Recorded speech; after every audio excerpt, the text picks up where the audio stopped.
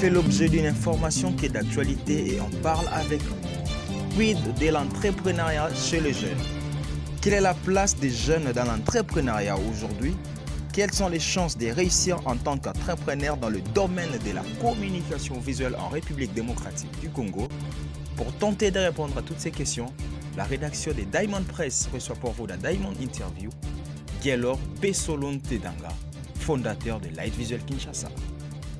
Alors, bonjour mesdames et messieurs, bienvenue à ce nouveau numéro du mois de février qui est surtout consacré à l'entrepreneuriat chez les jeunes étudiants. Quelle est la place des jeunes dans l'entrepreneuriat d'aujourd'hui? Quelles sont les chances de réussir en tant qu'entrepreneur dans le domaine de l'audiovisuel aujourd'hui en République démocratique du Congo? Telles sont les questions qui seront abordées principalement au cours de cette émission.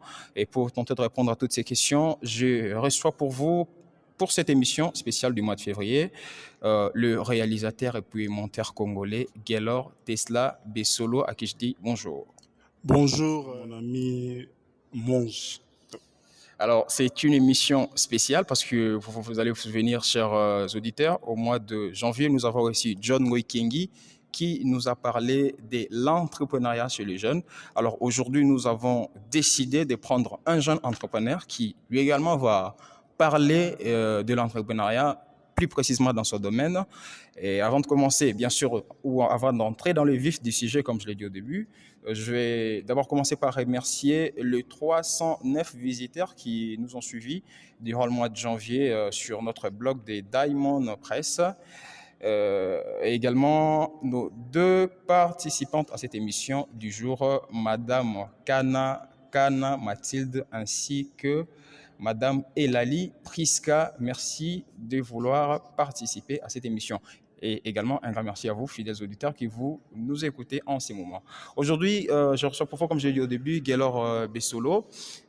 Il est réalisateur, monteur et puis fondateur de Light Visual Kinshasa. Monsieur Gelor, pouvez-vous nous parler de Light Visual Kinshasa? Bon, tout d'abord, je vais commencer par me présenter, malgré que tu l'as déjà fait, mais je vais me présenter. Je suis Gelor Bessolon Tedanga, donc l'initiateur de Light Visual. Je suis étudiant en communication en L3 ICC, Mongrafula. Par rapport à Light Visual, premièrement, je dois dire que Light Visual n'est pas une entreprise assise. C'est une vision, c'est un projet. Donc, dans ce projet, nous avons déjà enregistré plusieurs réalisations. Nous avons travaillé avec la chaîne Congo Web TV par le canal de Mama Linga. Nous avons travaillé avec plusieurs églises. Je peux citer quelques-unes. Église armée d'Issali, section Yolo Nord. En tout cas, nous avons travaillé avec plusieurs églises. Et nous avons fait plusieurs couvertures dans le mariage et tout. Donc, Light Visual n'est pas une entreprise au vrai sens du terme, mais c'est un projet qui a déjà œuvré. Donc, c'est comme ça que je peux présenter Light Visual. Alors, pour certains, Light Visual, beaucoup de gens ne le connaissent pas. Light Visual Kinshasa évolue dans quel domaine? Light Visual crée de contenu visuel, essentiellement visuel. Dans ce que nous avons pu réaliser, il y a bien évidemment les audios, mais nous sommes beaucoup plus spécialisés dans les domaines de la communication visuelle. Donc, quand je parle de la communication visuelle, je vois l'image fixe et l'image animée. Vous comprenez? Donc, quand je parle de l'image fixe, nous voyons les photos, donc ça nous intéresse. Et puis, la vidéo, la couverture vidéo. Donc, c'est un peu ça. Vous êtes dans le domaine de la création de contenu visuel, comme vous l'avez dit. On peut se dire qu'il y a beaucoup de domaines qui sont rentables aujourd'hui. Mais pourquoi vous vous êtes décidé de vous lancer dans ces domaines? Quelle était votre motivation? Qu'est-ce que vous a motivé à vous? Ok, merci beaucoup pour la question. Ceux qui me connaissent savent que je suis quelqu'un qui ne force pas les choses. Vous comprenez? Donc, de le bas âge, j'avais les atouts par rapport à ces domaines-là. Donc, je suis un bon dessinateur. J'ai des qualités, j'ai des compétences dans ces domaines-là. Et comme je me suis déjà auto-formé, donc j'ai acquis une formation autodidacte. Donc, et par là, comme j'aime pas me forcer, il y a plusieurs domaines comme tu l'as dit. Comme j'aime pas me forcer, vu que je suis fort en visuel, et je m'étais dit, je dois me lancer.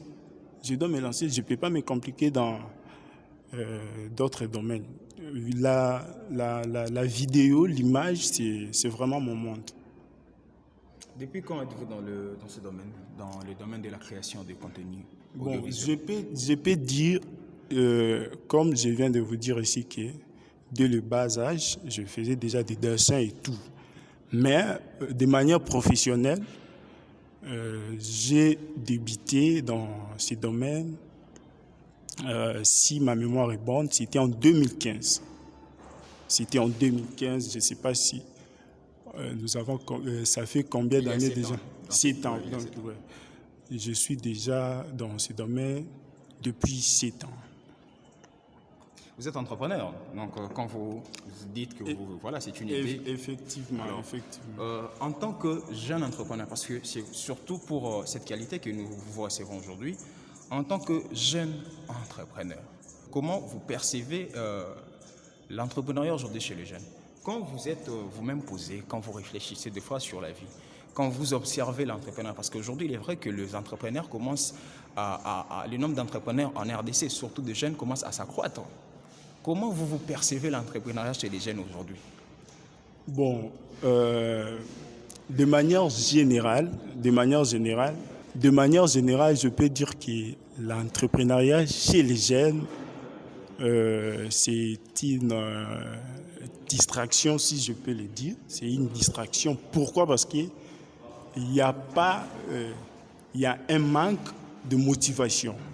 Vous voyez, l'entrepreneuriat n'est pas une mince affaire. Premièrement, lorsque vous voulez vous lancer, il y a beaucoup de questions que vous devez répondre. Comme quelles questions, par exemple? La mission, par exemple. Quel est le besoin ou les problèmes que vous voulez régler? Vous voyez, moi, par exemple, dans mon secteur, dans mon domaine, je me suis posé une question. Je fais un constat. Ici, à Kinshasa, pour ne pas généraliser la RDC, il y a un manque de studios professionnels. Et par rapport à ça, je me suis dit que non, comme je me suis lancé dans ces domaines, l'objectif serait de créer, l'objectif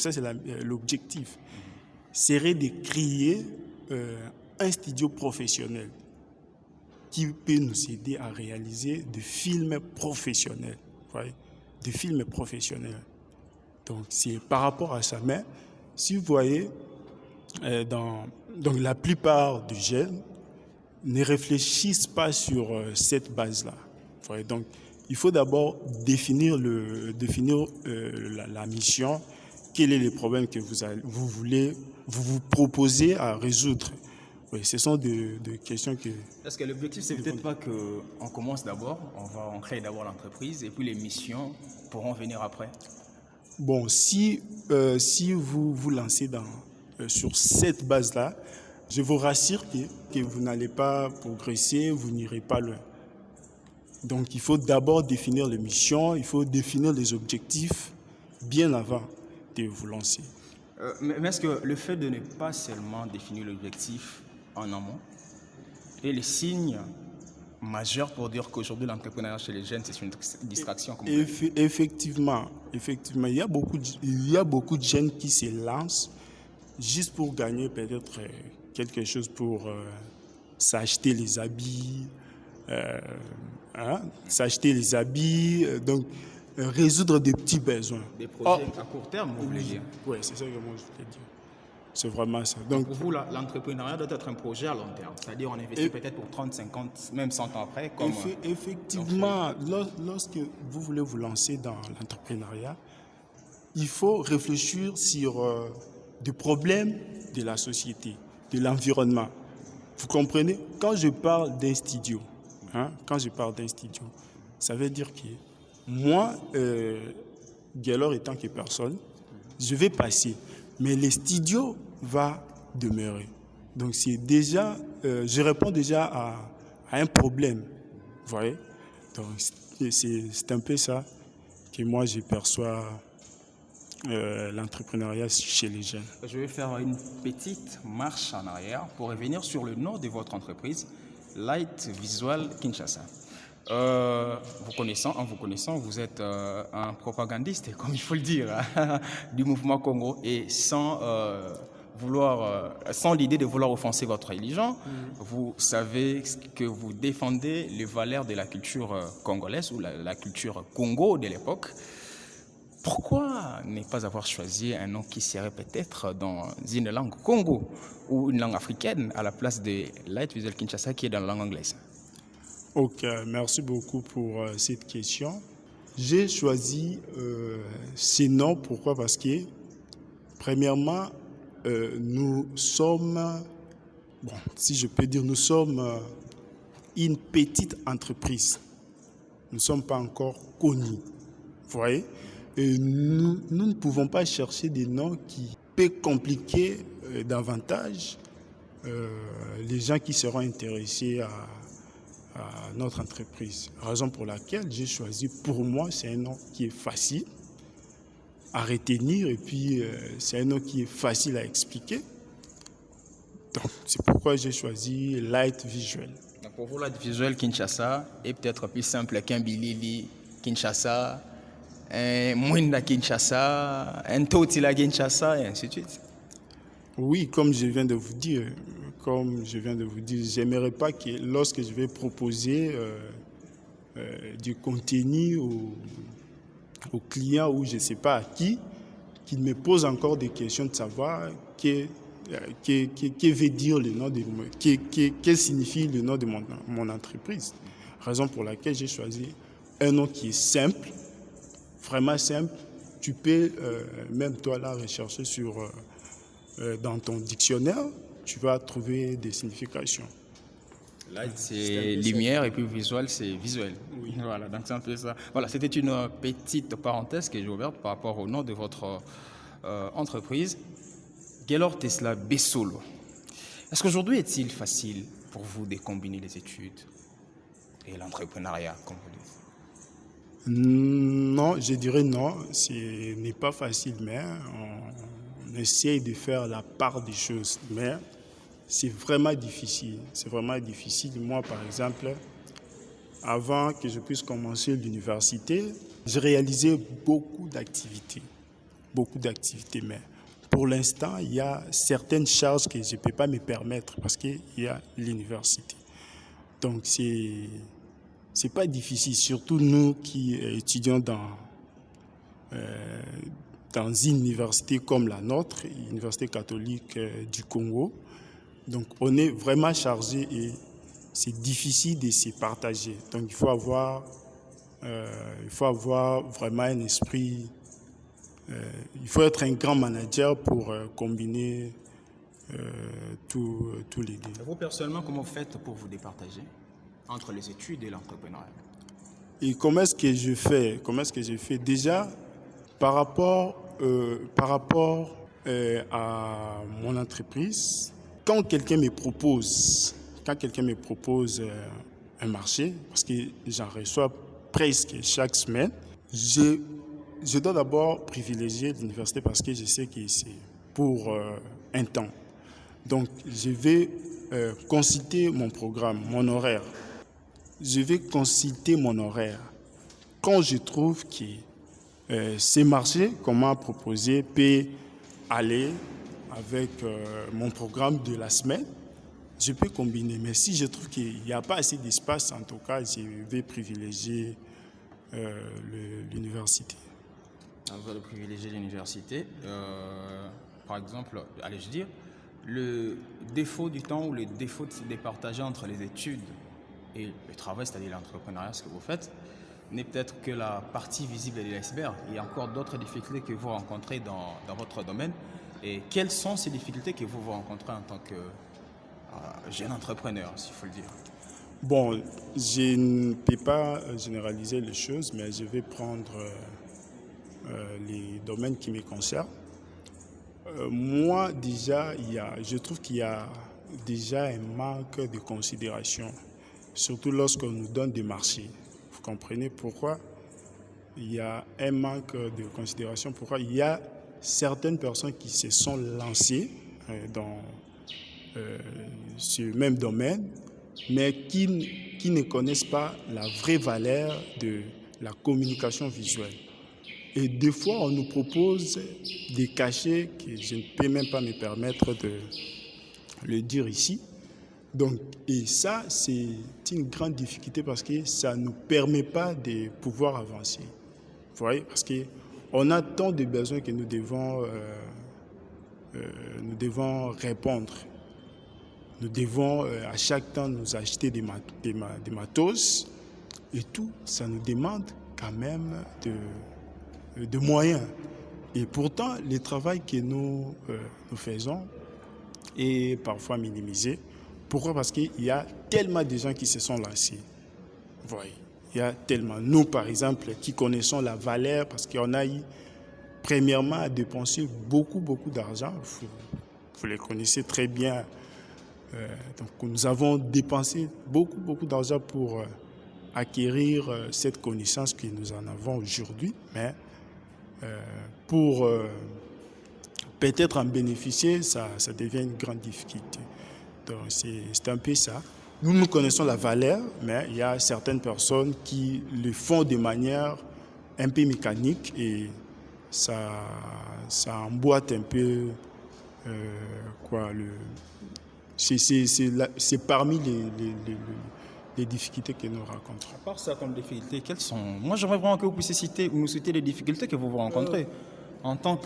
Surtout dans ce domaine, en tant qu'entrepreneur, en tant que réalisateur, en tant que créateur de contenu visuel, les difficultés que vous rencontrez. Oui, mon cher. Je vais essayer un peu d'être synthétique parce que si j'ai commencé à tout étaler ici, en tout cas, nous pouvons prendre même 2 jours. Okay. Vous voyez, donc il y en a plusieurs. Et j'ai essayé de relater ce que je trouve crucial, essentiel notamment.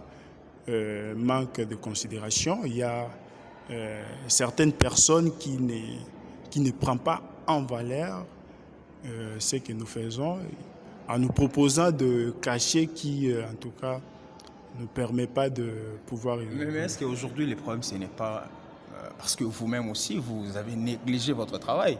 Aujourd'hui, quelqu'un ne peut pas s'improviser médecin, quelqu'un ne peut pas s'improviser avocat, quelqu'un ne peut pas s'improviser économiste, quelqu'un ne peut pas s'improviser dans d'autres domaines, tout ça. Mais aujourd'hui, on a l'impression que les gens, surtout dans le domaine de la communication, les gens s'improvisent. C'est peut-être pas parce que vous-même, vous avez négligé votre métier. Non. Je connais plusieurs personnes qui œuvrent dans ces domaines, qui restent strictes, vous voyez. Donc, moi aussi, j'ai fait partie de ces personnes-là. Donc, tu ne peux pas me proposer un cachet qui ne me satisfait pas et puis moi, te servir, vous voyez. Il y a des gens comme ça. Mais si je te donne, il y a comme je viens de te dire, il y a maintenant une catégorie de personnes qui n'ont pas eu de bonnes formations, vous voyez. Et pour eux, faire la photo, c'est quelque chose qui est... faire la photo ou la vidéo, c'est quelque chose qui est simple. Donc, je prends mon appareil, j'entre dans une fête, je fais des photos et puis c'est tout. Non. Nous, maintenant, nous qui avons eu la petite chance de passer par des formations et à l'université, nous connaissons la valeur. Quand je t'ai fait une photo, je sais que cette photo va demeurer. C'est un événement que tu as sauvegardé. Donc, ça a une importance incalculable. Donc, mais il y a certaines personnes qui ne connaissent pas tout ça. Donc, dommage, nous essayons de faire l'essentiel. On essaie d'être strict, Mais nous ne pouvons pas forcer la main aux autres personnes. Vous avez 5 ans d'expérience en tant que réalisateur. 7 ans d'expérience, allez-je dire, en tant que réalisateur. Cela signifie que vous connaissez beaucoup dans ce domaine. Quels sont les points forts de votre domaine? Par rapport à mon domaine, je peux dire, je ne sais pas, pour moi, j'ai toujours considéré l'image. Personne ne peut passer à côté de l'image. Personne. Surtout avec l'évolution avec l'évolution de la technologie. Donc, c'est ça. Avec l'évolution de la technologie, personne ne peut passer à côté de l'image. Dans toutes les fêtes, nous avons besoin de l'image. En fait, l'image est devenue un support qui peut garder une histoire. Vous comprenez? Donc, sans l'image, il est devenu maintenant difficile de sauvegarder certains événements. Vous comprenez? Donc, l'image a... Je ne sais pas comment est-ce que je peux... Je ne sais pas si tu comprends. Donc, sans l'image, il y a plus d'histoire. Vous comprenez? Sans l'image, il n'y a plus d'histoire. Donc, c'est un domaine à prendre vraiment au sérieux. C'est pas une phase de blague. Ok, en 7 ans d'expérience, qu'est-ce que tu as remarqué comme point faible dans votre domaine quand tu regardes aujourd'hui le domaine de la communication visuelle? Bon, je peux juste dire que, comme je viens de le dire précédemment, les gens ne veulent pas apprendre. Vous voyez, les gens qui se lancent, surtout les jeunes qui se lancent dans ce domaine-là, ne veulent pas apprendre. Quand vous dites apprendre, c'est aller faire des formations, rentrer dans le banc de l'école, aller apprendre, ou bien, voilà, c'est la communication visuelle, on utilise des machines, on peut apprendre en utilisant des machines. Quand vous dites apprendre, vous faites allusion à quoi? Quand je dis apprendre, c'est-à-dire lire ce que les autres ont fait, ce que les autres ont déjà réalisé. Vous voyez, moi, par exemple, quand j'avais commencé en 2015, là, je me rappelle avoir téléchargé au moins, parce que moi, lire, en tout cas, j'aime pas trop lire. Mais j'aime pas trop lire le texte. Mais la vidéo, je peux mater une vidéo de 5 heures, en tout cas, je serai là. Donc, à l'époque, quand j'avais commencé, j'avais téléchargé plus de 4 documentaires portant sur la réalisation, la vidéo et tout. Et ces documentaires m'ont beaucoup aidé. Vous comprenez? Après, à part ça, je m'étais abonné dans plusieurs chaînes YouTube qui parlaient notamment de la communication visuelle. Et tout ça, ça m'a aidé. Mais vous verrez, il y a d'autres personnes qui se lancent dans ces domaines, mais qui ne veulent pas consulter ceux qui ont réalisé déjà quelque chose. Donc, c'est ça le vrai problème pour moi. Et quel conseil pouvez-vous donner à ces entrepreneurs, ces jeunes entrepreneurs qui créent des entreprises dans des divers domaines? Quel conseil pouvez-vous donner à ces gens-là? Bon, le conseil est simple. Déjà, on ne peut pas créer une entreprise juste pour créer. Vous voyez, vous devez avoir la motivation. Et cette motivation va te permettre de créer, de définir certaines choses, répondre à certaines questions, notamment la mission, les objectifs. Voilà. Donc, on ne peut pas créer une entreprise juste pour créer. Il faut d'abord observer l'environnement avant de créer une entreprise. Observer l'environnement. Trouver un problème. Vous voyez? Trouver un problème, soit un besoin auquel tu seras capable de résoudre. C'est ça le chemin. Vous voyez? Si vous essayez un peu de lire tous les grands entrepreneurs, vous verrez qu'ils sont tous passés par ces schémas-là. Donc, observation de l'environnement. à observer l'environnement, vous trouvez un problème ou un besoin auquel vous serez capable de résoudre. Lorsque vous proposez une solution à un problème, dites-moi, vous êtes déjà dans le bon. Donc c'est la chose que tout entrepreneur doit faire avant de se lancer dans ces champs. C'est par ici que nous mettons un terme à notre émission.